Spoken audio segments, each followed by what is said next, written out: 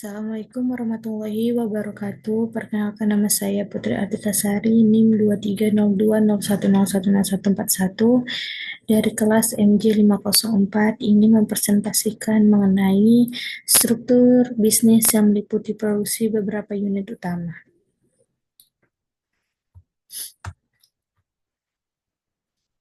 yaitu satu, contoh struktur organisasi bisnis dan penjelasan operasional.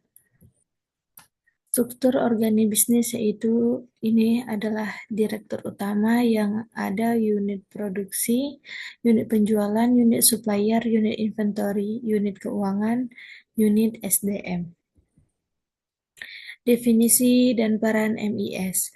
Unit produksinya bertanggung jawab mengolah bahan baku menjadi produk jadi, mengatur jadwal produksi, kapasitas mesin, kualitas produk, dan efisiensi operasional.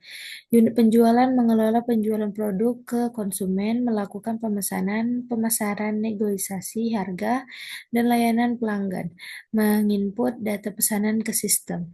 Unit supplier yaitu mengintegrasikan berbagai fungsi dan departemen, memastikan alur informasi yang efisien di seluruh organisasi. Unit inventory, mengontrol stok bahan baku, barang setengah jadi, dan barang jadi, mengupdate data keluar masuk barang setelah proses produksi atau penjualan, memastikan stok aman atau safety stock. Unit keuangan yaitu mengelola laporan keuangan, pembayaran supplier, penerimaan, penjualan, serta anggaran mencatat transaksi ke sistem akuntansi. Unit SDM adalah mengatur rekrutmen, gaji karyawan, pelatihan, dan penilaian kinerja, menyediakan data dan tenaga kerja untuk perhitungan biaya produksi atau perencanaan kapasitas. Selanjutnya, yaitu 2 skema data warehouse untuk organisasi. Adapun konsep menggunakan arsitektur star skema, yaitu fakta utama dalam bisnis tersebut terdapat beberapa proses penting sehingga faktanya bisa beberapa tabel. 1. Fact penjualan, yaitu ID penjualan, make sure jumlah penjualan total pendapatan. Yang kedua, fact pembelian atau supplier, yaitu KID pembelian, make sure jumlah beli total biaya beli. Nomor 3 ada fact inventory movement, yaitu KID movement, make sure stok awal, stok masuk, stok keluar, stok akhir. Yang terakhir ada fact penjualan, KID penjualan, make sure jumlah penjualan total pendapatan. Oke, selanjutnya ada dimensi pendukung, yaitu dim waktu atau tahun, bulan, minggu, hari, dim produk atau kode produk, nama produk, kategori, dim karyawan atau nama jabatan unit kerja, dim supplier atau nama supplier lokasi kontak, dim customer atau nama segmen lokasi, dim lokasi yaitu gudang, dan dim yang terakhir dim departemen. Oke, selanjutnya ini ada contoh diagram secara skema sederhana. Ada dim waktu, dim customer, fact penjualan, dim produk, dim departemen, yaitu dim waktu, fact produksi, dim karyawan, dim supplier, fact pembelian, dim waktu, dim produksi, fact inventory, dim lokasi, dim waktu. Oke, selanjutnya yaitu nomor 3, cara kerja OLTP dan OLAP dalam pengumpulan data. OLTP atau yang disingkat dengan Online Transaction Processing, yaitu cirinya seperti transaksi kecil tetapi sering, menangani input data secara real-time. Contoh, input data penjualan oleh unit penjualan, input pembelian bahan oleh unit supplier, update stok oleh unit inventory.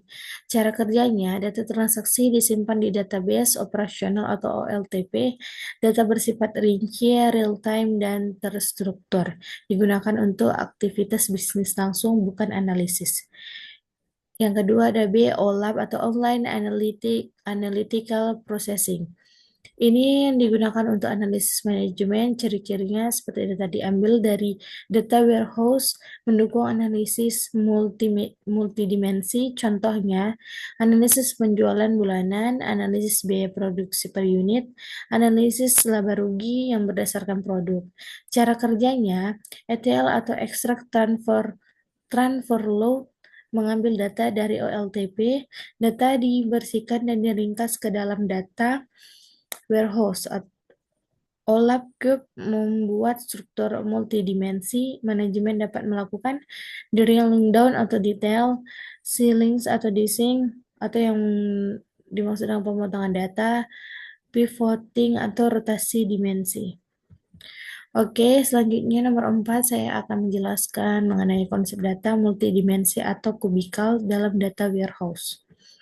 Adapun dalam data DW dirancang sebagai cube atau kubus yang terdiri dari satu mixture atau nilai inti, adapun beberapa yaitu total penjualan, jumlah produksi, biaya beli, stok akhir, total keuntungan.